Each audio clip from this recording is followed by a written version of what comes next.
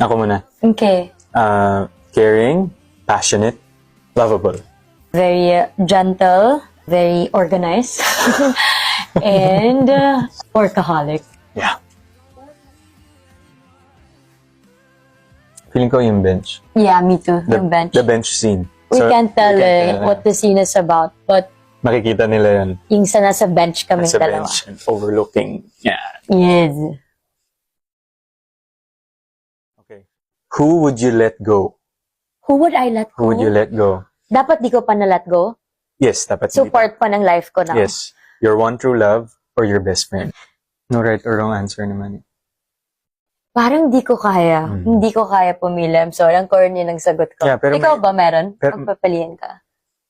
Mahirap din siyang sagutin. Kaya lang yun naisip ko na parang, But what if my best friend is the love of my life? So, Okay. you can let go paging, paging friends and then pwede kayo Evolve. mag-evolve into, something something deeper. deeper. Or, i-give up mo yung romance and then you can Just- just become friends. Yeah, Yun. ganun. Pero mahirap siyang sagutin talaga. Pero mahirap Kaya, siya. anong pipiliin niya?